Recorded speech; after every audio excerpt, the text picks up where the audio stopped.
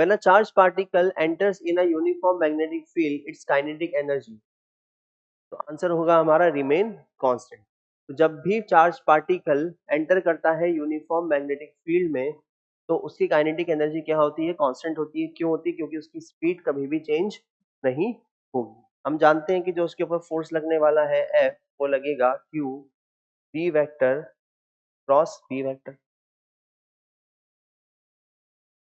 Clear?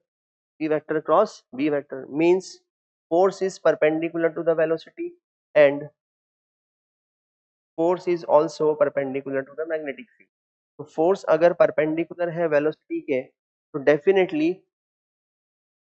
definitely velocity या speed does not change. किसी भी मोमेंट पर स्पीड चेंज नहीं होगी, क्योंकि फोर्स जो है वो वेलोसिटी के या स्पीड के हमेशा क्या है? परपेंडिकुलर है। फोर्स का कोई भी कंपोनेंट स्पीड की या वेलोसिटी की डायरेक्शन में नहीं होगा जो उसको स्पीड अप कर सके या स्पीड डाउन कर सके। तो उसकी स्पीड क्या रहेगी? हमेशा कांस्टेंट ही रहेगी। तो F इज परपेंडिकुलर टू V ऑलवेज, तो स्पीड डज नॉट चेंज।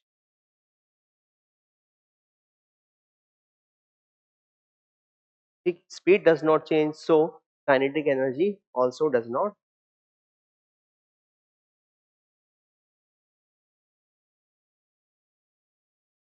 या इसको दूसरे शब्दों में हम ये भी कह सकते हैं कि force is always perpendicular to the velocity, यानी कि force is always perpendicular to the small displacement. तो work done by the force क्या होगा? जीरो होगा। इसलिए किसी भी स्मॉल डिस्प्लेसमेंट के लिए work done by the force क्या होगा? जीरो होगा। इसलिए काइनेटिक एनर्जी चेंज नहीं होगी।